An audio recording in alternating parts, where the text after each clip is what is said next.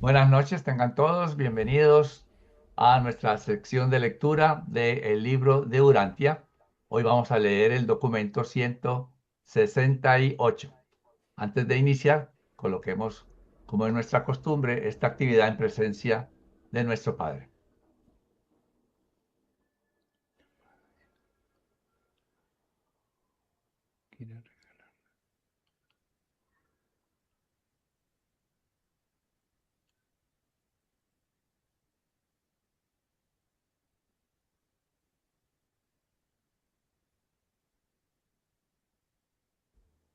Muy bien. Documento 168. La resurrección de Lázaro.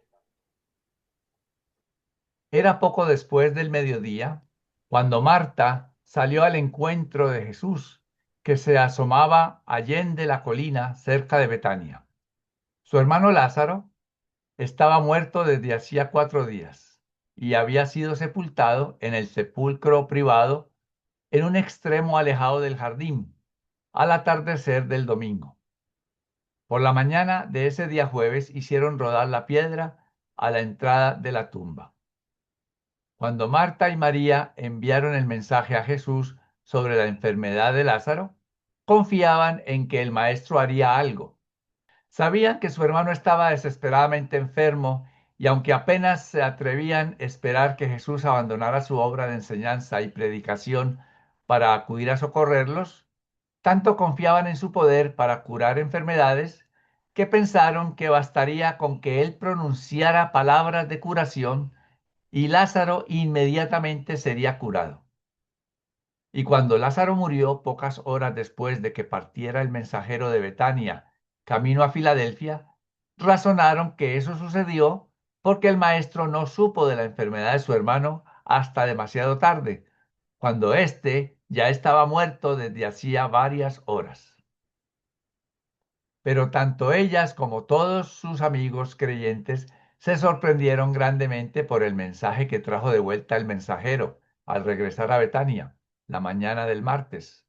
El mensajero insistió que había oído decir a Jesús, esta enfermedad no es en realidad para muerte.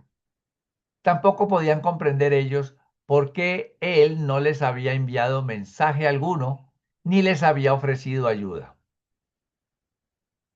Muchos amigos de las aldeas cercanas y otros de Jerusalén vinieron para consolar a las apesadumbradas hermanas.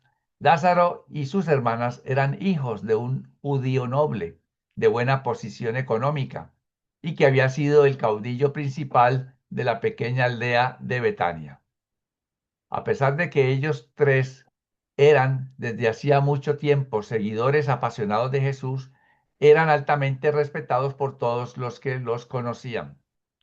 Habían heredado grandes viñedos y olivares en este vecindario y su riqueza también se demostraba por el hecho de que podían permitirse un sepulcro privado en sus propias tierras. Sus padres yacían en ese sepulcro. María había abandonado la idea de que viniera Jesús y se había dejado llevar por su dolor, pero Marta siguió aferrándose a la esperanza de que vendría Jesús, aún hasta el momento en que esa misma mañana hicieron rodar la piedra hasta la tumba y sellaron la entrada. Aún entonces, ella encargó a un joven vecino que vigilara la carretera de Jericó desde la cresta de la colina al este de Betania. Este muchacho fue quien trajo a Marta la nueva de que Jesús y sus amigos se acercaban. Cuando Marta se encontró con Jesús, cayó a sus pies exclamando, Maestro, si hubieras estado tú aquí, mi hermano no hubiera muerto. Muchos temores pasaron por la mente de Marta, pero no expresó ninguna duda, ni tampoco se atrevió a criticar ni a poner en tela de juicio la conducta del maestro en relación con la muerte de Lázaro. Cuando ella hubo hablado, Jesús se inclinó y haciendo que se levantara, dijo, solamente ten fe, Marta, y tu hermano se levantará nuevamente. Entonces respondió Marta, sé que se levantará en la resurrección del último día, y aún ahora yo creo que lo que tú le pidas a Dios nuestro Padre, te lo otorgará. Entonces dijo Jesús, mirándola fijamente a los ojos. Yo soy la resurrección y la vida. El que crea en mí, aunque muera, vivirá. En verdad, el que viva y crea en mi realidad nunca morirá. Marta, ¿crees tú esto? Y Marta respondió al maestro, sí, hace mucho tiempo que creo que tú eres el libertador, el Hijo del Dios vivo, aún el que debía venir a este mundo. Habiendo Jesús preguntado por María, Marta se dirigió inmediatamente a la casa y susurrándole a su hermana le dijo, el maestro está aquí y ha preguntado por ti. Cuando María oyó esto, enseguida se levantó y salió deprisa para encontrar a Jesús, quien permanecía en el mismo sitio donde se había encontrado con Marta, no muy lejos de la casa. Los amigos que acompañaban a María para consolarla, cuando vieron que se levantaba tan deprisa y salía, la siguieron suponiendo que se dirigía a llorar junto a la tumba. Muchos de los presentes eran enemigos acervos de Jesús. Por eso había salido Marta por su cuenta para recibir a Jesús. Por eso también había vuelto a la casa en secreto para informar a María que él preguntaba por ella. Marta aún anhelaba ver a Jesús. Quería evitar en lo posible todo disgusto que la súbita llegada de Jesús en medio de un gran grupo de sus enemigos de Jerusalén pudiera ocasionar. Era la intención de Marta permanecer en la casa con sus amigos mientras María salía para saludar a Jesús, pero fracasó en su intento porque todos ellos siguieron a María y de este modo se encontraron inesperadamente en la presencia del Maestro. Marta condujo a María hasta donde Jesús y cuando ésta lo vio, cayó a sus pies exclamando, si tan solo hubieras estado aquí, mi hermano no habría muerto. Y cuando Jesús vio cuán grande era la aflicción de todos por la muerte de Lázaro, su alma se llenó de compasión. Al ver los demás que María había ido a saludar a Jesús, se retiraron a corta distancia mientras Marta y María estaban con el Maestro y recibían sus palabras de consuelo y exhortaciones de mantenerse firmes en su fe en el Padre y de resignarse completamente a la voluntad divina. La mente humana de Jesús se conmovió profundamente por el conflicto entre su amor por Lázaro y por sus acongojadas hermanas y su desprecio y desdén por las muestras exteriores de afecto manifestadas por algunos de estos judíos escépticos, con intenciones de asesinato en el corazón. Jesús resentía profundamente el espectáculo forzado del sufrimiento exterior por la muerte de Lázaro de algunos de estos supuestos amigos porque esa falsa pena estaba asociada en el corazón de ellos con tan amarga enemistad contra él. Algunos de estos judíos, sin embargo, eran sinceros en su luto, porque eran en verdad amigos de la familia. Nos encontramos aquí pues en el momento en que Jesús llega y me llama la atención que la que está pendiente y tiene más fe de que Jesús vendrá y hará algo especial es justamente Marta, la que se supone que estaba pendiente de los oficios, y María era la que se sentaba a los pies de él. Y nos dice claramente, María como que perdió la esperanza de que ya pudiera suceder algo especial y milagroso, mientras que nos recalca que Marta conservaba esa fe.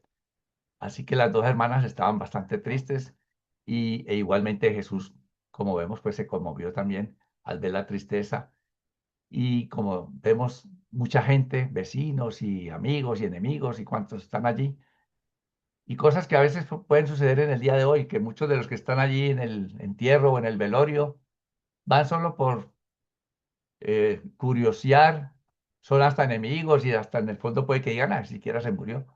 Pero pues eso no lo van a decir en público como pasaba allí, sino que mostraban tristeza, pero Jesús sabía que había algo allí de como de hipocresía.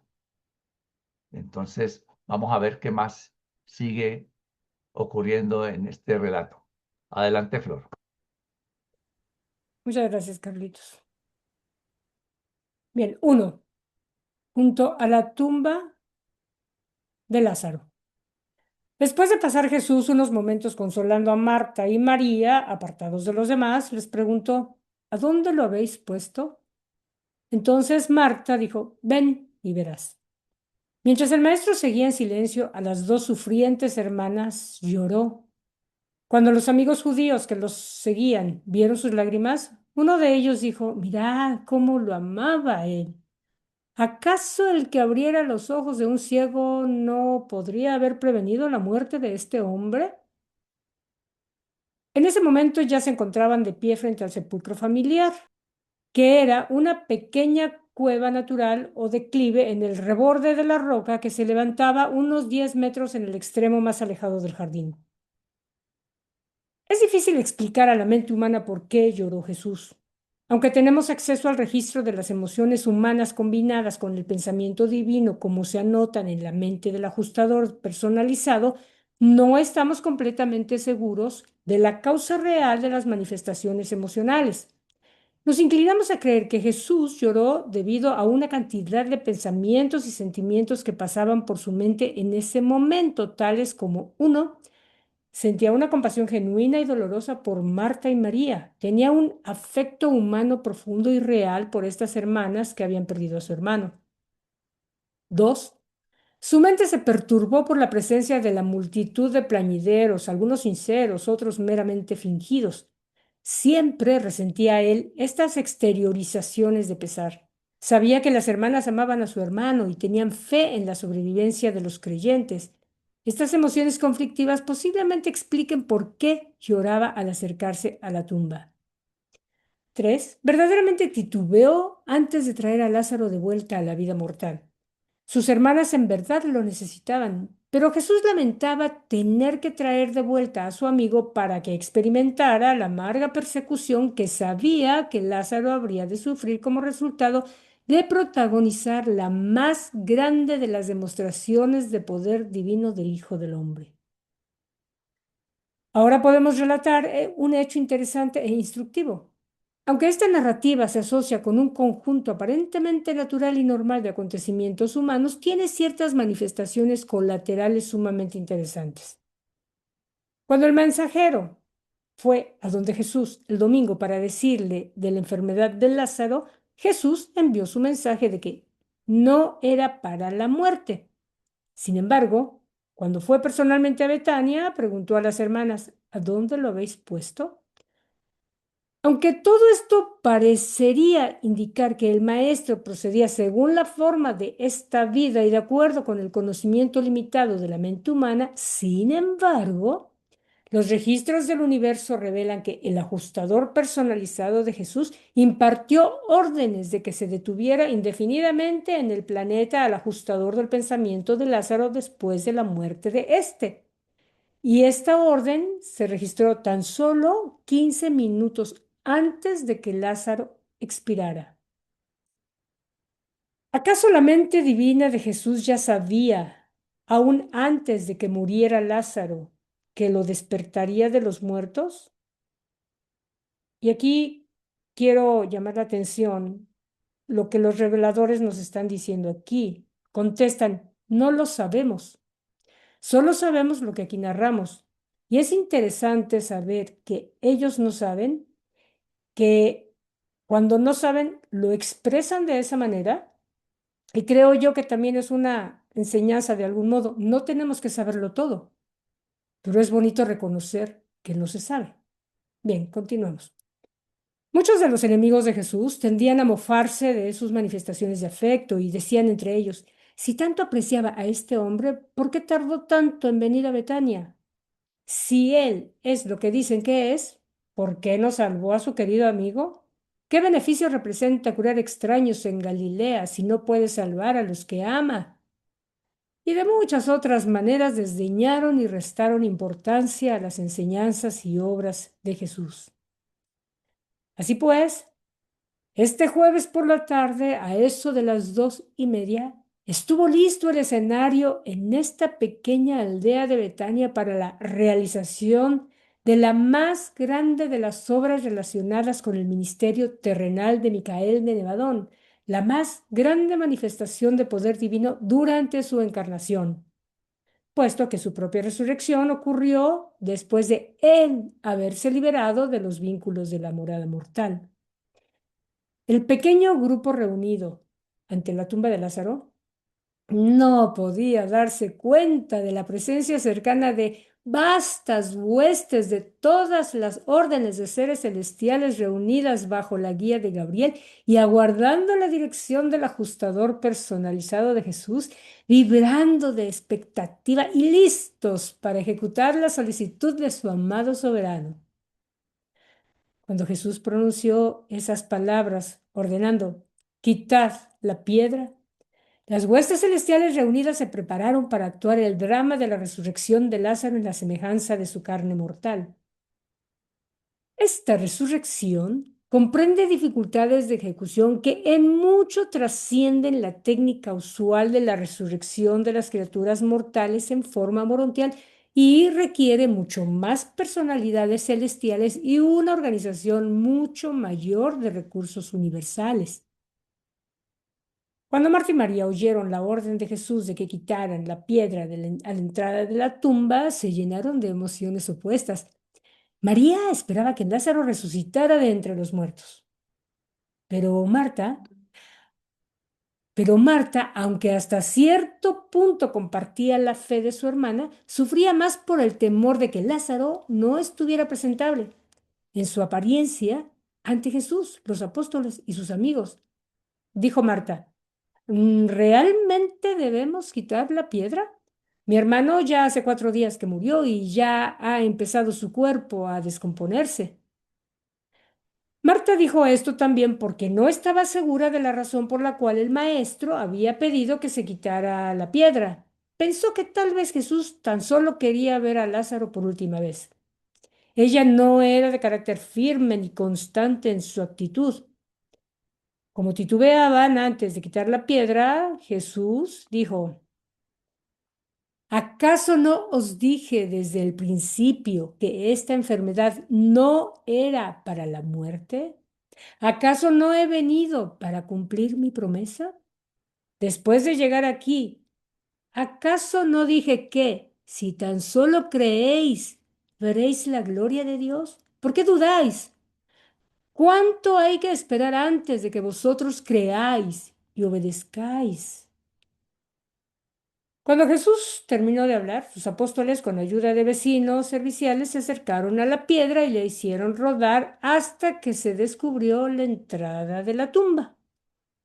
Era creencia común de los judíos que la gota de hiel en la punta de la espada del ángel de la muerte comenzaba a actuar al final del tercer día, de modo que su efecto pleno se manifestaría al cuarto día. Aceptaban que el alma del hombre pudiera rezagarse junto a la tumba hasta el fin del tercer día, tratando de reanimar el cuerpo muerto, pero creían firmemente que esa alma se iba a la morada de los espíritus antes de que amaneciera el cuarto día. Estas creencias y opiniones sobre los muertos y la partida de los espíritus de los muertos sirvieron para asegurar en la mente de todos los que ahora estaban presentes junto a la tumba de Lázaro y posteriormente para todos los que oyeron lo que estaba por ocurrir, que este era real y verdaderamente un caso de resurrección de entre los muertos por obra personal del que declaró que él era la resurrección y la vida. Qué hermoso. Imagínense estar ahí, la emoción de ver que no saben qué va a pasar, creen que puede pasar, y la cantidad de seres celestiales alrededor de la tumba que obviamente pues nadie pudo ver, pero que estaban ahí. Y luego lo que ya decía Carlitos, ¿no? La cantidad de personas que unos a favor y otros criticando, o sea, siempre hay algo, ¿no? Entre medio. Debió de haber sido un momento bien, bien espectacular por un lado, interesante por otro, y es bonito lo que dicen, y interesante también lo que dicen de que para este tipo de actos se requería una gran cantidad de personalidades, claro, porque las resurrecciones son, ya sabemos, en los mundos de estancia, pero hacerlo aquí, en este planeta, obviamente no era tan fácil y requería mucho más personalidades que si era en los mundos de estancia. Bueno, si tienen dudas, a ver, Esner, ¿tienes alguna pregunta? Me gustaría saber si en ese tiempo ellos creían en la resurrección después de que trascendieran. Am, no Me da la bien dato. impresión, me da la impresión de que ellos como que no creían eso. Yo creo que tenían muchas ideas diversas al respecto, no te sabría decir, yo no estaba ahí, no sé qué pensarían, yo creo que muchos creían que la vida continuaba, creo, dado lo que nos dice el libro Durantia, que muchos pensaban en un tipo de reencarnación, dado que esa idea se registró desde la raza originalmente anaranjada dada la similitud en los rasgos de los seres humanos, pensaban que la gente volvía a la vida, ¿no? Quizá ese era el tema que más predominaba, no sé. Aunque también sé que en otras culturas arreglaban al muerto dándole, de hecho, los funerales, como nos dicen, se hicieron originalmente para conducir al muerto por el camino hacia la morada de los espíritus. Entonces yo creo que habría muchas ideas muy diversas al respecto, dado que no había una seguridad como ahora tenemos gracias a lo que nos cuenta el libro Durantia, de qué es lo que pasaba detrás de la muerte o después de la muerte. Debió de haber sido muy, muy diverso el modo de pensamiento al respecto en ese tiempo. Esa es mi opinión personal. Si alguien tiene otra. Aníbal, adelante. No sé si escuché lo que dijo, si escuché bien lo que dijo Florecita, de que como que esto fue una resurrección parecida a la resurrección en los mundos de estancia. Bueno, a mí me parece que no, porque esto es una resurrección en un cuerpo ya muerto. Entonces, de todas maneras, sí fue muy grande, fue mucho más que espectacular, Florecita. Ok, a ver, para aclarar, lo que comenté fue que, dado que la resurrección era aquí en este planeta, se requería mucho más personal y mucho más recursos que cuando se dan las resurrecciones en los mundos de estancia, que es donde normalmente se dan las resurrecciones. Pero estando aquí se requería de muchísimo más personal celestial y muchos otros recursos, por un lado. Yo lo que entiendo aquí es que Lázaro sí murió. Lo que sucedió fue que dieron la orden de que su ajustador, a ver, ¿cuándo sucede la muerte? Cuando las pulsaciones del cerebro cesan su ritmo, ¿ok? Cuando el cerebro, más bien, cesa sus pulsaciones vitales. El cerebro, quizá puede ser que el cuerpo ya se murió, tuvo un infarto, lo que sea, paró el corazón, pero el cerebro quizá para un poquito después. En el momento en que terminan esas pulsaciones es cuando el ajustador se va. Ahora, lo que hizo el ajustador personalizado de Jesús fue, por orden, retener el ajustador en el planeta. Yo entendería que el ajustador salió del cuerpo de Lázaro, pero no se fue a Divinington, como normalmente sucede, sino que se quedó aquí, esperando a lo que sucediera de acuerdo con lo que Jesús iba a hacer. Bueno, si no hay más dudas, le paso la palabra a Marlene. Adelante, Marlene. Gracias, Flor. Dos, la resurrección de Lázaro. Mientras este grupo de unos 45 mortales estaba de pie delante de la tumba, podían ver vagamente la forma de Lázaro, envuelto en mortajas de lino, descansando en el nicho inferior derecho de la cueva fúnebre. Mientras estas criaturas terrenales estaban allí de pie en un silencio estupefacto, las vastas huestes de seres celestiales ocuparon su lugar, preparándose para responder a la señal de acción en el instante en que la diera Gabriel, su comandante.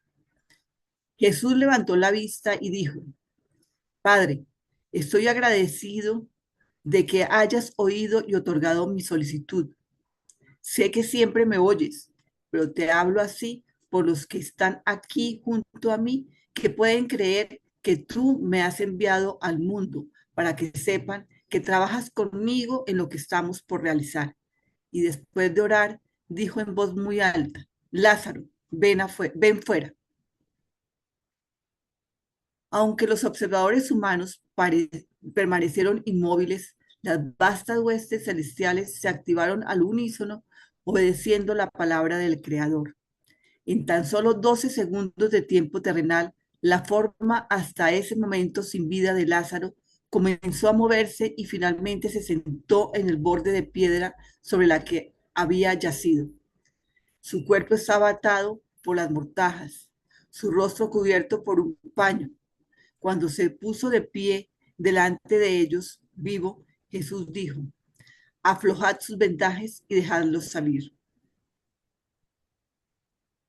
Todos, excepto los apóstoles, Marta y María, huyeron a la casa. Estaban pálidos de terror y sobrecogidos por el asombro. Aunque algunos permanecieron allí, muchos regresaron corriendo a su hogar. Lázaro saludó a Jesús y a los apóstoles y preguntó qué significaban las mortajas y por qué se había despertado en el jardín.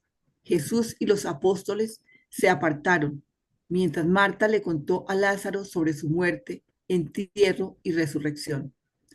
Tuvo que explicarle que él había muerto el domingo, habiendo resucitado la vida el jueves, porque él no tenía conciencia del tiempo desde el momento en que había caído en el sueño de la muerte. Mientras Lázaro salía de la tumba, el ajustador personalizado de Jesús, que ahora era el jefe de su clase en este universo local, mandó al ex ajustador de Lázaro, que se encontraba ahora esperando, que volviera a residir en la mente y alma del hombre resucitado. Entonces fue Lázaro a donde Jesús y con sus hermanas se arrodilló a los pies del Maestro para manifestar su gratitud y ofrecer alabanza a Dios. Jesús tomando a Lázaro de la mano, lo levantó diciendo: hijo mío, lo que te ha ocurrido a ti también lo experimentarán todos los que creen en este evangelio, excepto que resucitarán en forma más gloriosa. Tú serás un testigo viviente de la verdad que yo he hablado. Yo soy la resurrección y la vida. Pero vayamos ahora todos a la casa y compartamos alimento para estos cuerpos físicos.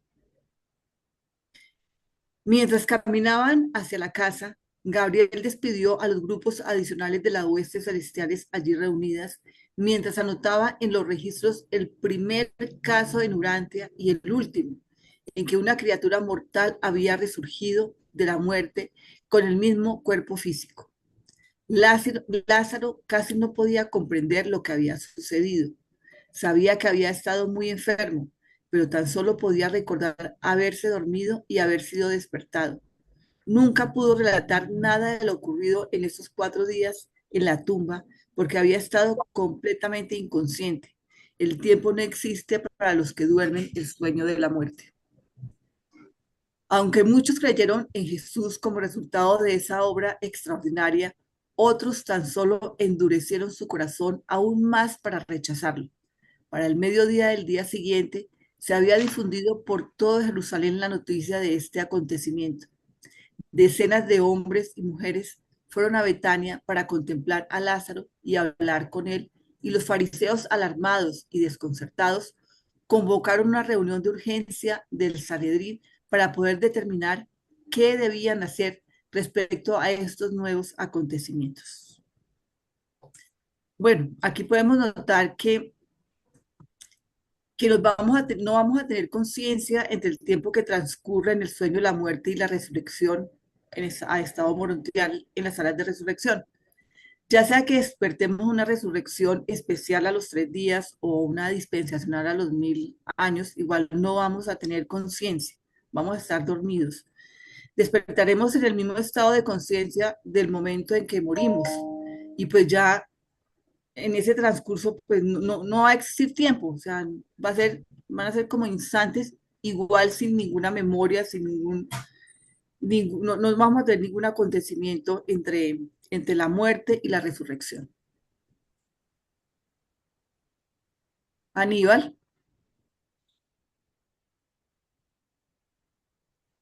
Marlene, y cuando despertemos en el primer mundo de estancia, yo imagino que yo voy a despertar en el primero. Yo despierto en el primer mundo de estancia, me va a despertar todo confundido de qué pasó, porque estoy ahí. recordando que de pronto quedé dormido fue en la cama o que me choqué en un carro y no sé qué pasó después. Y después aparezco yo despierto en un lugar totalmente Diferente. extraño para mí. Pues no, la verdad no sé cómo será eso, no tengo ni idea. Yo creería, no, no sé si alguien me puede ayudar con la respuesta porque no tengo ni idea cómo será ese acontecimiento. Nosotros que estamos leyendo el libro Durante, de pronto no vamos a tener ese shock. Pero imagínate, digamos, ¿quién?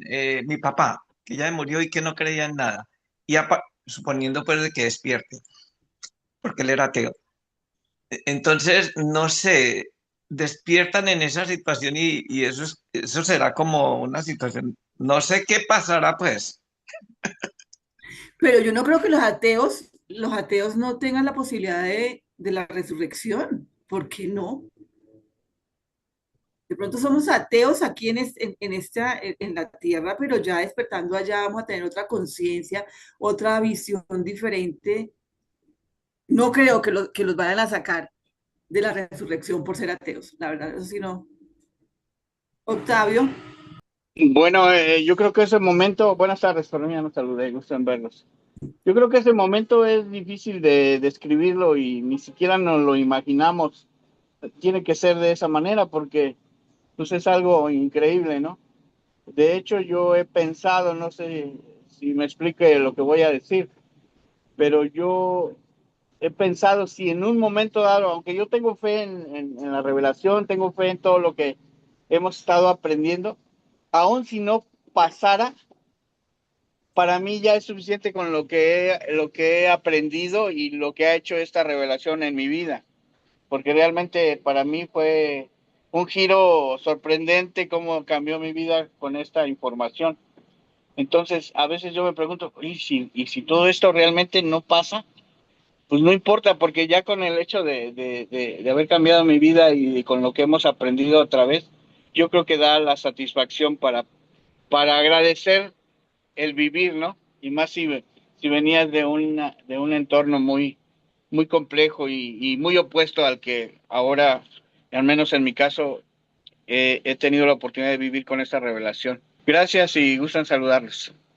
gracias, Octavio. Aníbal, Sí, Marlene, Marlene, ¿cómo es posible que algunos de estos, como dice ahí el texto con lo que leíste, hayan endurecido su corazón y se hayan ido a odiar más a Jesús y hasta querer matarlo cuando están presenciando un hecho real, supremamente contundente de lo que acabó de ocurrir, porque sabían muy bien que Lázaro estaba muerto y después lo ven vivo y no son capaces de creer? ¿Cómo es eso posible? Si a mí me ocurrió una cosa que es como insignificante comparado con esto y me hizo cambiar a esta gente, ¿por qué no los cambió eso? Es increíble. la mentalidad de ellos era diferente, pues era diferente con respecto a la nuestra hoy en día. Además, nosotros los seres humanos somos viscerales y somos extremistas. Y nos enceguecemos con una idea, no vemos más allá del horizonte, o sea, más allá de nuestras narices, estamos totalmente enceguecidos y como metidos en una burbuja de nuestro propio pensamiento y nuestras ideas. No queremos aceptar otras ideas ni otros conceptos. Y ellos estaban reacios y querían de todas maneras ir en contra de todo lo que veían y decía Jesús. O sea, no lo aceptaban de ninguna manera, no lo iban a aceptar de ninguna manera. Es lo que yo creería, ¿no? Que pasó en ese entonces. Si hoy en día, seguramente si vuelve Jesús, habrá mucha gente que igual no lo va a reconocer ni lo va a aceptar. Y teniendo ya una mentalidad supuestamente más adelantada y una visión mucho más amplia. ¿Quién sabe cómo reaccionaríamos hoy en día si regresara Jesús? Con una política diferente, con una forma de pensar diferente. Rafael, no, Waldemar primero, ¿no? Sí, además Marlene, eh, los, los fariseos promovían de que todas esas demostraciones extraordinarias lo hacía Jesús por el poder del maligno, ¿no? Entonces por eso también, en lugar de admirar y de reconocer el poder de Jesús, se lo atribuían a Al otra, mal. porque los fariseos promovían eso, ¿no? De que ellos decían, no, no, sí lo hace, pero no lo hace por Dios, lo hace por el demonio. Entonces, yo creo que por ese lado también había eso. Además, yo voy de acuerdo con Aníbal. O sea, era tan increíble de que viendo obras tan portentosas no creyeran, y que incluso Jesús no quería que creyeran en él por eso se limitó a hacer, porque si hubiera sido así, él sabía que esas manifestaciones de admiración, como cuando los panes o otras cosas, que era muy temporal, o sea, que no profundizaba en la fe de las personas por ver prodigios, ¿verdad? Se les olvidaba rápido. Y yo creo que a nosotros nos pasa también cuando nos pasa alguna cosa. Ay, Diosito, Diosito, y te prometo y te juro, sobre todo chavillos, ¿no? Y ya nos ayudaba o nos componíamos y al rato andábamos igual o peor, ¿verdad? Eso nos sucede todavía actualmente, de que aunque creamos que fue una cuestión de Dios, que a veces no es así, este, se nos olvida muy rápidamente y volvemos otra vez a las mismas costumbres de antes. Saludos a todos. Tenemos, tenemos una memoria selectiva. Rafael, Gracias. Bueno, yo creo que debemos reconocer que el ser humano en el ámbito de las creencias se distribuye en el medio y en los extremos. Actualmente, pues tenemos a los terraplanistas, ¿no? Y nadie los saca de su idea de que la Tierra es plana. La Tierra es absolutamente plana oye, pero mira que hay fotos, la circunnavegación, o te subes a un avión y ves que el horizonte se ve curvo. No, es plana, ¿no? Entonces, y como esa, pues podría ser la Tierra hueca, el hombre no llegó a la luna, Artemisa es una conspiración. Entonces, en todos los periodos históricos ha habido extremistas en ambos lados del espectro de las creencias, ¿no? Entonces, es parte de la naturaleza humana, creo yo. Gracias. gracias. Yo no Luis, puedo, yo no puedo levantar, no sé dónde me sí, sale mi Luis, manito. Sí, sigue eh, Luis. este, tres cositas de lo que decía Aníbal.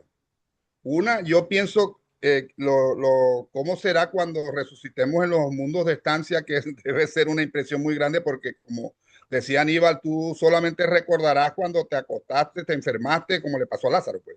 O cuando tuviste el accidente, los segundos antes del accidente, o cuando te dio el infarto. Pero yo pienso que allá, como aquí, Marta estaba allí como ser querido, como ser cercano, para explicarle la situación, porque también para Lázaro debió haber sido una impresión. Igual yo pienso, es mi creencia, que allá nos van a esperar, aparte de nuestros ángeles custodios, a algún ser querido que nos ponga, o sea, que nos haga eso un poco más familiar y menos traumático. La otra cosa, que decías de los ateos, yo pienso que los ateos, siempre he creído que los ateos no es que no creen en Dios, no creen en el Dios que les hemos enseñado o que ha enseñado la religión. El mismo Gandhi decía que él admiraba mucho al cristianismo como religión, pero no le gustaban los cristianos, porque predicamos una cosa, pero vivimos de una manera totalmente contraria a lo que decía, pues.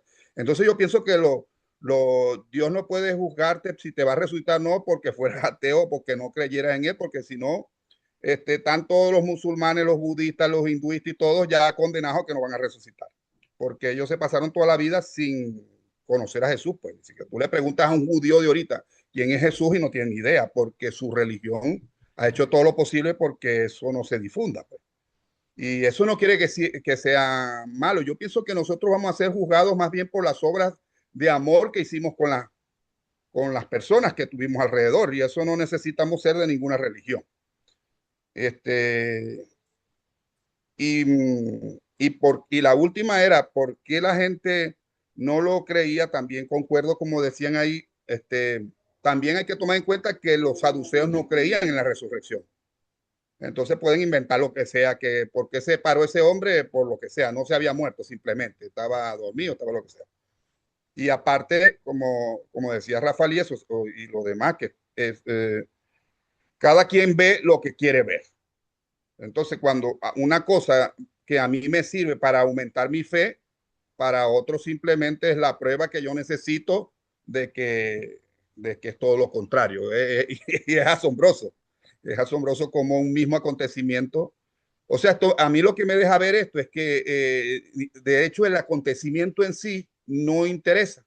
Por eso Jesucristo era renuente a hacer tantos milagros, porque eso en sí no interesa, interesa en lo que tú tienes dentro o los ojos con que miras ese acontecimiento, las creencias que tienes tú con respecto a eso. Y si tú crees que una cosa es de tal manera, te lo muestren como sea, tú vas a seguir creyendo eso o vas a seguir afianzándote en eso. Y eso tenemos en la historia, tenemos cantidad de testimonios. Gracias. Gracias, Luis. Carlitos, puedes seguir. Gracias, Maleni. 3. La reunión del Sanedrín. Aunque el testimonio de este hombre resucitado de los muertos mucho hizo para consolidar la fe de la masa de creyentes en el Evangelio del Reino, tuvo poca o ninguna influencia sobre la actitud de los líderes y dirigentes religiosos de Jerusalén, excepto que aceleró su decisión de destruir a Jesús y terminar su obra. A la 1 del día siguiente, viernes, el Sanedrín se reunió para deliberar de nuevo sobre el asunto. ¿Qué hemos de hacer con Jesús de Nazaret? Después de más de 2 horas de discusión y debate violento, cierto fariseo presentó una resolución que pedía la muerte inmediata de Jesús, proclamando que éste era una amenaza para toda Israel y comprometiendo formalmente al Sanedrín a la decisión de la muerte sin juicio y desafiando todo precedente. Una y otra vez, este augusto cuerpo de líderes judíos decretó que Jesús debía ser aprehendido y sometido a juicio, acusado de blasfemia y de numerosas otras transgresiones a la ley sagrada judía. Ya una vez habían llegado hasta declarar que debía morir, pero esta era la primera vez que el Sanedrín registraba el deseo de decretar su muerte aún antes del juicio. Pero esta resolución no fue votada, puesto que 14 miembros del Sanedrín renunciaron al tiempo cuando se propuso tal acción insólita. Aunque no se formalizaron estas renuncias por casi 2 semanas, este grupo de 14 abandonó el Sanedrín ese mismo día para no sentarse nunca más en el concilio. Cuando estas renuncias fueron posteriormente aceptadas, se expulsaron a otros 5 miembros por sus asociados, porque sus asociados creían que estos alimentaban sentimientos cordiales hacia Jesús. Con la eliminación de estos 19 hombres, el Sanedrín estaba en posición de enjuiciar y condenar a Jesús con una solidaridad que llegaba casi a la unanimidad. La semana siguiente, Lázaro y sus hermanas fueron convocados ante el Sanedrín.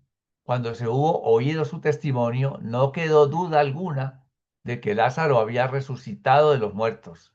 Aunque las transacciones del Sanedrín virtualmente admitieron la resurrección de Lázaro, el registro iba acompañado por una resolución que atribuía esto y otros portentos realizados por Jesús al poder del príncipe de los diablos, con el cual se declaró que Jesús estaba aliado. Fuera cual fuese la fuente de este poder portentoso, estos líderes judíos estaban persuadidos de que si no paraban a Jesús inmediatamente, muy pronto toda la gente común creería en él. Además, surgirían serias complicaciones con las autoridades romanas, puesto que muchos de los creyentes lo consideraban el Mesías, el libertador de Israel. Fue en esta misma reunión del Sanedrín en la que Caifás, el sumo sacerdote, expresó por primera vez un viejo proverbio judío que luego repitió muchas veces. Es mejor que un hombre muera a que perezca la comunidad. Aunque Jesús había recibido aviso de las acciones del Sanedrín, Este fatídico viernes por la tarde no estaba en lo más mínimo perturbado y continuó descansando durante el sábado con amigos en Betfagé, una aldea cercana a Betania. Temprano el domingo por la mañana, Jesús y los apóstoles se reunieron como habían planeado en la casa de Lázaro y, despidiéndose de la familia de Betania, partieron de vuelta hacia el campamento de Pella. Cuando Jesús decidió resucitar a Lázaro, era pensando en que eso era como otra oportunidad para que viendo creyeran, ¿no? Quiso hacer eso, a ver si eso los sacaba pues de su ceguera espiritual y podían acercarse a sus enseñanzas. Quizás se logró, pero con muy pocos. La gran mayoría antes causó el efecto contrario y llegó hasta el punto tal de que ya se reunieron y decretaron la muerte de Jesús y sin juicio y sin nada, como fuera, casi como un asesinato, mejor dicho, más como un asesinato que como un juicio, porque no tuvo ninguna garantía de un juicio que es ilegal por las horas en que se hizo, la manera como se hizo, ya eso lo veremos pues cuando lleguemos a esos documentos. Entonces tuvo ese efecto que aceleró la muerte de Jesús. Sí, Luis, que alcancé a ver que levantó la mano primero que Waldemar. Adelante, Luis. Sí, yo me preguntaba si Jesús y todas las huestes celestiales saben del futuro. Por ejemplo, sabía que Jesús iba a resucitar a Lázaro y sabía que iba a pasar todo esto. Cuando él decidió encarnar, él creyó que había alguna posibilidad de que este pueblo lo aceptara, de que su mensaje fuera aceptado. O sea, él tuvo alguna, o sea, siempre se vio que él tenía esa esperanza de que su pueblo creyera, pues, y aceptara, no que creyera en él, que aceptara su mensaje simplemente, de que Dios no era Yahvé o Jehová, sino era un padre amoroso. Y me pregunto, ¿él de alguna vez, o sea, creyó que eso era posible? ¿Iba a ser posible que ellos creyeran en que sucediera ese cambio? O se vino aquí prácticamente a morir por gusto, porque no había manera, pues, de que este pueblo pudiera reconocerlo. O sea, yo sigo, o sea, sigo pensando que no sé por qué a Jesús se le ocurrió venir a ese pueblo. Bueno, pero Jesús vino a tener la experiencia de vivir una vida como ser humano. Básicamente ese era el objetivo. Él como Jesús, con la mente humana de Jesús, podría tener esa esperanza y no conocía el futuro en cierta forma, como Jesús de Nazaret, como ser humano. Y además también eso se hace o el resultado es de acuerdo al libre albedrío de los oyentes, los que quieren aceptar o no. Y es muy respetuoso tanto Jesús como humano, pero más el Jesús divino, que Dios respeta el libre albedrío de cada uno de nosotros. Entonces lo hizo para que por lo menos no se dijera en un futuro, pero es que no nos dio oportunidad. Si hubiera hecho un milagro, si hubiera resucitado a alguien, pues quizás hubiéramos creído porque seguramente que eso se hubiera podido decir más adelante. Tuvieron todas las opciones, así que no tienen excusa realmente. Fue su decisión personal y fue respetada. Y por eso entonces pues pasó lo que pasó. Pero su deseo interno entiendo yo también que era de que creyeran. A esos mismos apóstoles y discípulos les decía constantemente, ¿por qué dudáis? Crean, le insistían eso en ellos, que inclusive estaban más cerca que él. Pues los que no estaban con él todo el tiempo dudarían mucho más. Sí, Waldemar. Sí, a mí lo que me llama aquí la atención es cómo un pequeño grupo puede dominar a un grupo grande. Yo me imagino ahí donde dice los 19 que fueron expulsados, pues eran muchos más y a lo mejor algunos de ellos no estaban de acuerdo tampoco, pero por miedo, por intereses, por alguna cosa, pues no dijeron que no, ¿verdad? Los valientes fueron esos que fueron expulsados. Pero entonces eso sucede todavía actualmente, sucede mucho, por ejemplo, en los sindicatos, en los regímenes de tiranía y en algunas democracias, ¿no? Donde un pequeño grupo de gente influye por maneras de presión, de cuestión de intereses, y los demás gentes que no tienen el valor de de reaccionar en contra, pues se tienen que a veces que ser sumisos a un pequeño grupo. O sea, yo aquí no dice nombres, pero me imagino que pues ya era sumo sacerdote Anás, o el otro, y el poder que tenía el suegro, o al revés, no me acuerdo, era Anás y el otro Caifás, ¿no?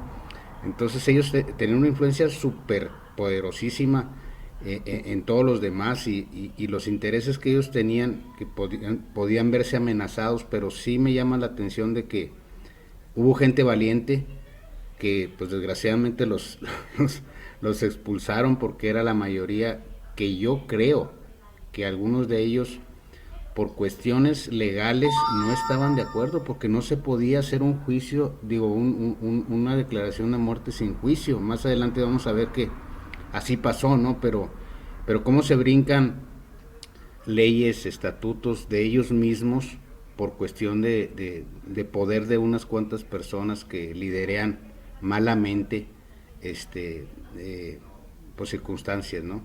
Gracias. Gracias, Waldemar. Aníbal.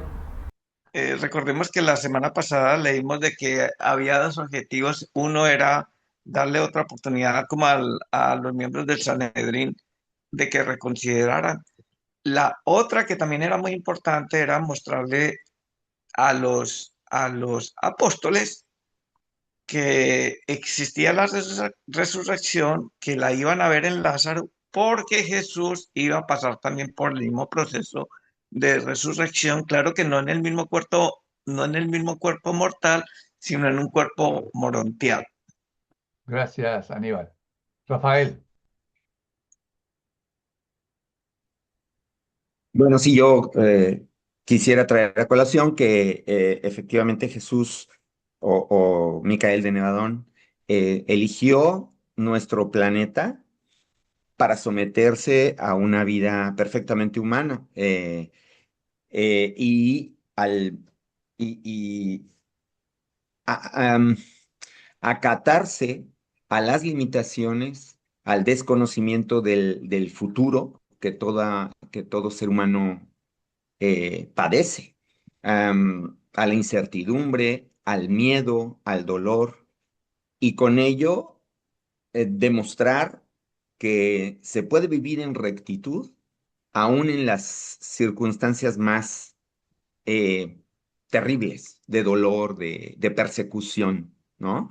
De falta de amigos, de abandono incluso de las personas más cercanas, que se puede salir con gallardía y aparte triunfar resolviendo la rebelión de Lucifer, y dando un mensaje de esperanza a toda la humanidad. Lo mismo me llamó muchísimo la atención el párrafo. Se prefiere la muerte de un solo hombre con tal de salvar a la comunidad. Creo que estamos viendo ese mismo comportamiento en ese mismo pueblo actualmente, ¿no? Entonces, em, eh, pequeños figuras políticas que se ponen en la mira y se eliminan, ¿no? ¿Por qué? Porque siguen pensando de la misma manera el pueblo judío, ¿no? Pero en fin, bueno, muchísimas gracias, esa es mi aportación. Gracias, Rafael. Pues continuamos con Flor. Adelante, Flor.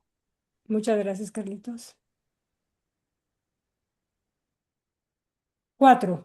La respuesta a la oración. Camino de Betania a Pella, los apóstoles hicieron muchas preguntas a Jesús, sobre las cuales el maestro respondió libremente, excepto las que se referían a detalles de la resurrección de los muertos. Estos problemas estaban más allá de la capacidad de comprensión de sus apóstoles, por lo tanto, el maestro se negó a hablar de estos asuntos con ellos. Puesto que partieron de Betania en secreto, estaban solos.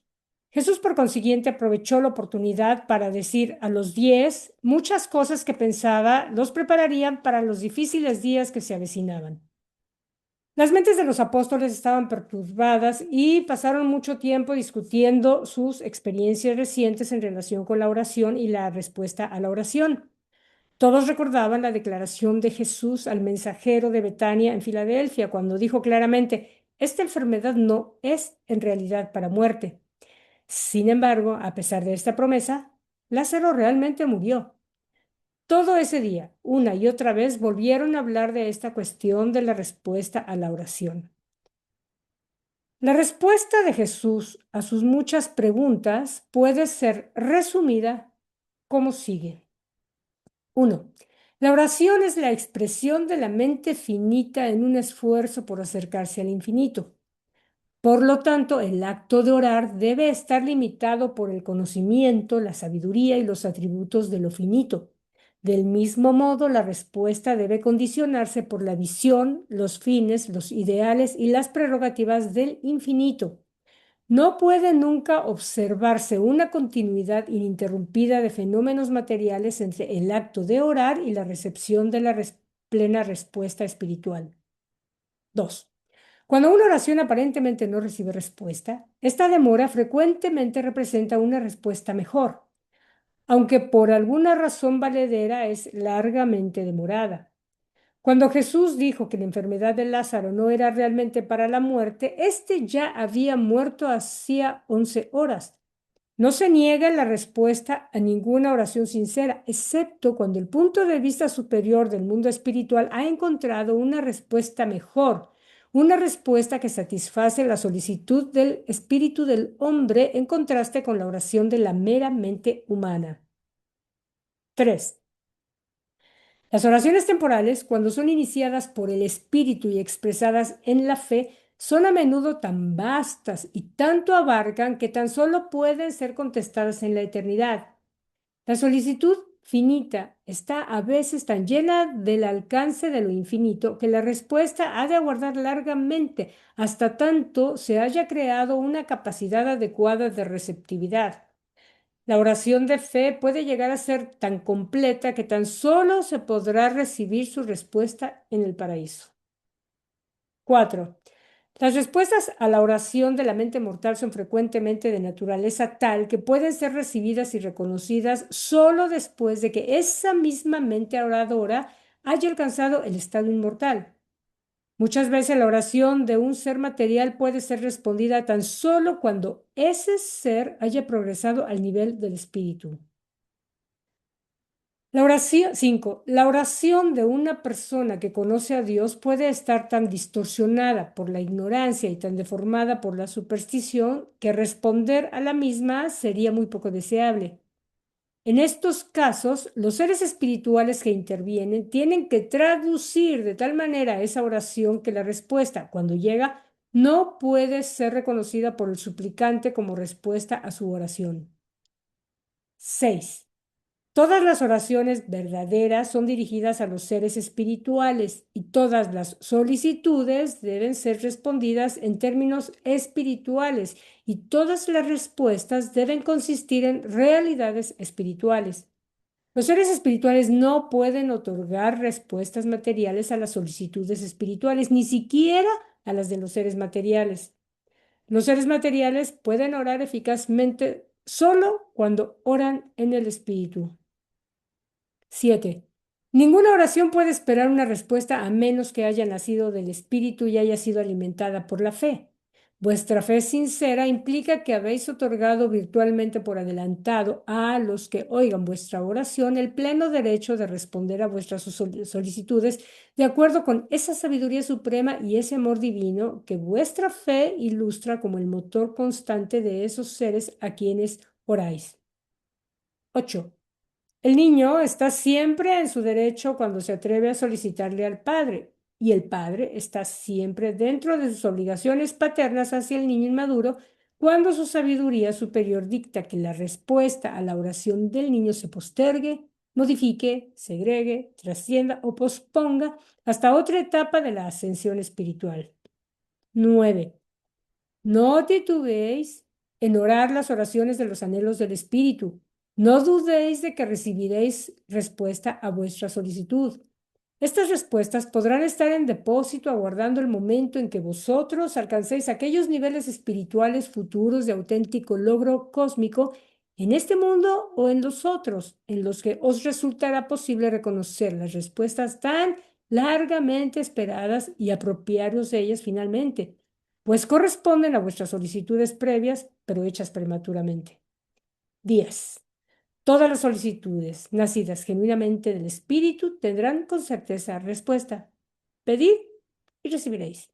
Pero debéis recordar que sois criaturas progresivas del tiempo y del espacio. Por lo tanto, debéis considerar siempre el factor espacio-temporal en la experiencia de vuestra recepción personal de las respuestas plenas a vuestras muchas oraciones y solicitudes. Esto es muy interesante y yo creo que hay que leerlo varias veces, muchas veces, volverlo a leer y después de haberlo leído, pues leerlo otra vez para poder entender de mejor modo todo lo que nos están sugiriendo aquí, todo lo que Jesús intentó decir. Adelante, Iván. ¿Qué solicitudes o pedidos espirituales podemos hacer nosotros? Yo me imagino que una de las cosas, y eso lo hago yo, es pedir sabiduría para poder discernir la verdad y poder encontrar el camino que me lleve por, por por el camino pues, de hacer la voluntad del Padre. No sé, ¿qué pedidos puede uno hacer? Bueno, Que sean acabas de decir, espirituales. sí, claro, que sean espirituales. Lo que acabas de decir, por ejemplo, querer hacer la voluntad del Padre es algo, ¿no? Entenderlo. Conocer al Padre, acercarte a Él. Eh, Ahí yo creo que somos personalidades y cada uno de nosotros tiene diferentes ideas respecto a todo lo que es o cómo puede ser Dios, qué quieres, cómo quieres tu relación con Dios.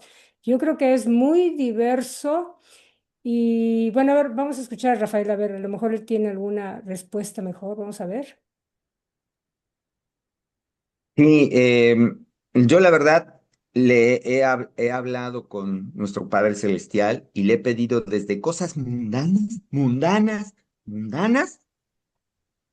hasta cosas muy elevadas, hasta cosas digo, esto tiene poco costo, yo creo que sí me lo va a conceder, ¿no? Y a lo largo de la literatura a la que he tenido acceso, me llegó la respuesta a, a por qué se tarda tanto Dios en responderme algunas cosas y otras me las concede casi al otro día, porque de verdad así ha sido. En algún momento de mi vida planeo escribir un pequeño anecdotario en donde yo seleccione aquellas cosas desde mundanas hasta un poquito más elevadas que me ha concedido Dios.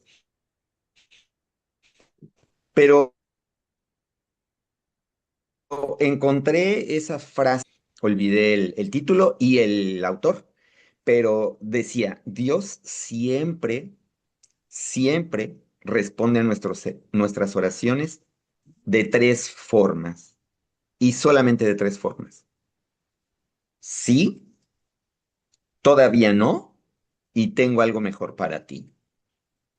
Cuando yo leí esa frase dije, ya entendí, ya entendí, ya entendí. Cuando es sí y yo lo puedo detectar y de eso va a versar mi anecdotario. Pero cuando es todavía no, es que algo me falta para que yo pueda abrir más los brazos y recibir ese premio. Te falta, mijito, te falta. Y tengo algo mejor para ti. Es eso que me estás pidiendo es demasiado poco. Tengo algo mejor. ¿No? Esa frase me tranquilizó. Y cada vez que hablo con Dios me acuerdo mucho de esa frase. Dios me va a responder. Dios seguro que me va a responder de la mejor manera. Gracias, Rafael. Gracias. Hay una parte en el libro donde dice que la oración a veces no está transformando a Dios, pero nos transforma a nosotros. Entonces, el hecho de transformarnos nosotros, muchas veces queremos algo. Obviamente, ya sabemos que la parte material es otro asunto, pero muchas veces queremos algo que tiene que ver con nuestro comportamiento, con nuestra mente, con nuestra habilidad, con nuestra inteligencia, talento, etcétera. Y quizá el hecho de expresarlo simplemente hace que nuestra mente piense en ello. O a lo mejor pensando en ello encontramos nuevas variantes, nuevas variables que no habíamos considerado antes. Y el hecho de estarlo orando, estarlo hablando con él, nos permite visualizar detalles que amplían nuestra perspectiva. Y eso ya logra un cambio en nosotros. Ahora, todos los detalles que dice que serán respondidos en la eternidad, yo creo que ya son cosas mayores. O sea, decir, Padre mío, yo quiero estar contigo, quiero conocerte, por ejemplo. Ahí sí yo entiendo que cuando llegue al paraíso, ahí será que lo conoceré. Claro, también varía porque conocerlo aquí bajo el contexto humano es una forma de conocimiento. Cuando llegue al paraíso será otro tipo de conocimiento, o sea, ya mis habilidades, mis talentos, mi desarrollo espiritual habrá cambiado tanto que quizá logre percibirlo a él como es él. Entonces, yo creo que todas esas oraciones, todos esos párrafos son demasiado amplios y en nuestra experiencia de vida vamos a ir modificando, no solamente aquí, sino después, y cada vez iremos ampliando para entender mejor nuestras peticiones y las respuestas a nuestras peticiones. Desde el sí hasta el después, hasta el tengo algo mejor, que me encantó tu frase. Adelante, Rafael.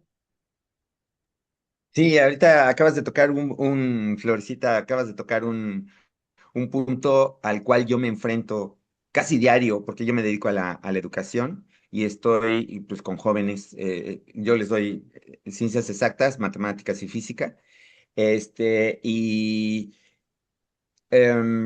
muchas veces pregunto, o sea, me preguntan mis superiores, mis coordinadores académicos y directores, me dicen, ¿cómo te das cuenta que el alumno está aprendiendo?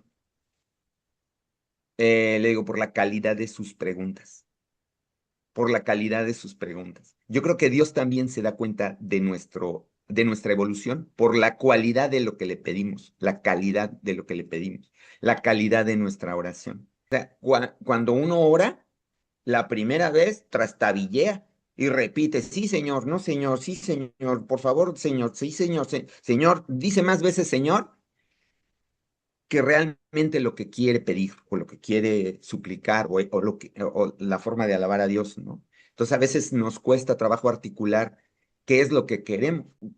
Efectivamente lo que dices, Flor, es básico.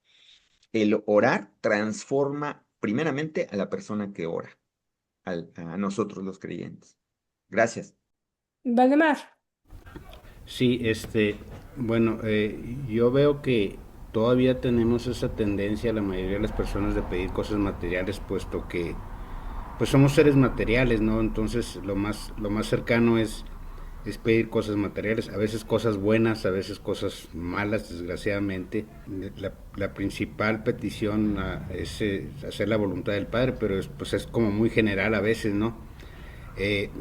Tenemos por ahí cuáles son los frutos del Espíritu, entonces podemos empezar por ese lado de pues la tolerancia, el amor al prójimo, el servicio a los demás, pedir que se nos dé luz de cómo realizar o aumentar estos valores espirituales que todos tenemos, a veces ocultos, a veces nos cuesta más trabajo hacerlos, pero eso yo creo que sí se puede pedir, o sea, y eso es hacer la voluntad del Padre. A veces yo tenía esa cosa de la voluntad del Padre, la voluntad del Padre, pues sí, pero ¿cuál es la voluntad del Padre? Y yo creo que eso se refleja en los frutos del Espíritu y ahí yo creo que sí podemos hacer, y sin dejar de repente la tendencia que tenemos es pedir cosas materiales, porque somos materiales y requerimos de cosas, ¿no?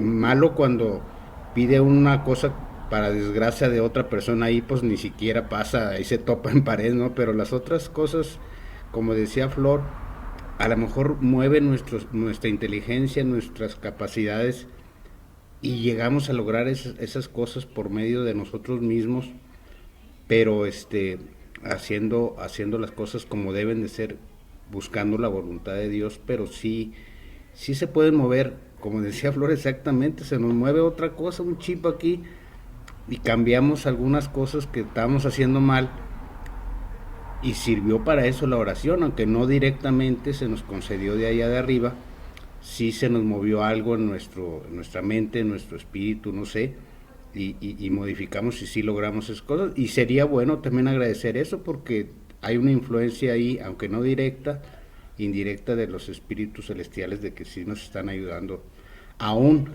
con cosas materiales. Gracias. Muchas gracias, tío Valdemar. Nada más para terminar, quiero comentar el documento 47.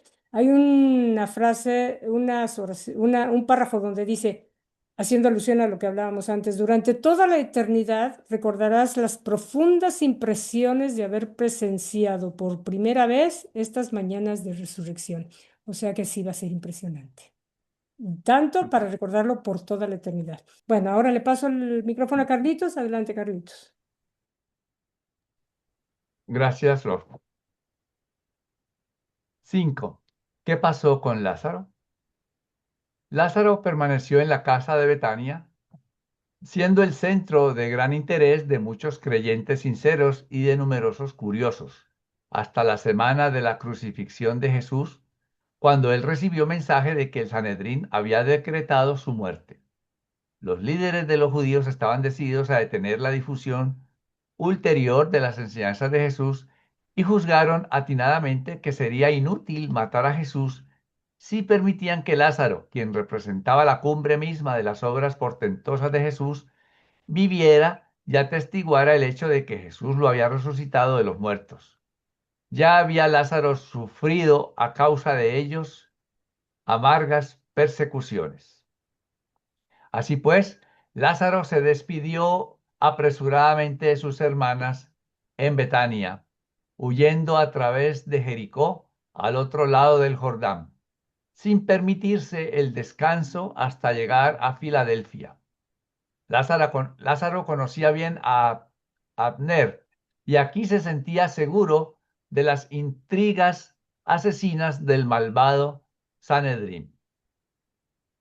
Poco después de este acontecimiento, Marta y María dispusieron de sus tierras en Betania y se reunieron con su hermano en Perea. Mientras tanto, Lázaro había sido nombrado tesorero de la iglesia en Filadelfia. Fue un decidido defensor de Abner en su controversia con Pablo y con la iglesia de Jerusalén y finalmente murió a los 67 años de la misma enfermedad que le había llevado a la tumba cuando era más joven en Betania. Y hoy estuvimos a cargo de la lectura Flor Robles, Marlene Fandiño y este servidor Carlos García. Entonces vemos cómo Lázaro finalmente murió de lo mismo. Lo que me hace a mí suponer, esta es una idea loca, digámoslo, mía, de que la manera en que fue resucitado fue que su cuerpo interior, sus órganos interiores, no la piel ni su parte exterior, porque él resucitó igual a como si había muerto 4 días antes, pero que su parte interior fue de vuelta en el tiempo unos cuantos años y por consiguiente entonces resucitó sano y siguió su proceso normal como lo había vivido y le volvió a dar la misma enfermedad y finalmente murió del mismo mal. Pero eso no lo sabremos nunca o quizás en algún momento, pero no vamos pues a gastar mucho tiempo en si fue así o no fue así porque finalmente eso a la larga no importa. Lo que importa es que resucitó y que fue el milagro más maravilloso, pues, o más grandioso que hizo Jesús en este planeta, desde el punto de vista material o físico, ¿no? Porque tal vez su mayor contribución es algo espiritual y es mucho mejor. Sí, Claudio. No, quería decir que estoy totalmente de acuerdo contigo. Eh, pero en lo personal, ¿no? Pienso que, o sea, eh, Jesús resucitó a Lázaro de un modo material, ¿sí? O sea, Ujú, como si lo hubiese curado de una lepra, como si le hubiese ujú, curado a una ceguera o cualquier otro tipo de enfermedad, ¿no? Entonces, más que nada era para demostrar justamente a aquellos que lo denostaban, que al final aquellos que lo denostaban lo siguieron denostando, no había, cuando no hay caso, cuando uno no quiere creer, No hay modo de hacer creer. Y cuando uno cree, no hace falta ninguna prueba. Ujú. Y bueno, justamente Lázaro se volvió a morir porque resucitó materialmente. Y ahora seguramente, no tengo ninguna duda de que Lázaro entró al reino y está cumpliendo ese camino al paraíso. No tengo ninguna duda de que ni él, ni sus hermanas, ni la familia de Jesús, ni los apóstoles y muchos de los que también han podido creer en Jesús, han podido ganarse eso. Eso sí es un cambio grande, como decía Flor, ¿no? O sea, eh, algo que va mucho más allá de lo que podemos nosotros hoy poder ver, porque quizás uno puede ver, maravillarse de que Lázaro salió envuelto en una túnica, o sea, Ujú. en la mortaja, porque, bueno, volvió a la vida. Pero lo hermoso es la transformación espiritual que podemos llegar a tener, ¿no? Lo cual para ello tenemos que esperar y tener fe. Eso es algo que no va a ser poder probado por la ciencia, ¿no? O sea, hay cosas que uno puede decir, em, esto, hay pruebas, hay una fórmula que permite entender por qué razón pasó esto, pasó aquello, cómo se curó el leproso o cómo fuera. Pero hay cosas que necesitamos tener fe porque no hay modo de que la ciencia pueda llegar a ese lugar. Lo mismo que abona. O sea, por más que podamos encontrar la nave espacial más grandiosa, la Enterprise, más grandiosa que podamos encontrar, no podríamos entrar nunca en Abona si no estamos preparados para ello.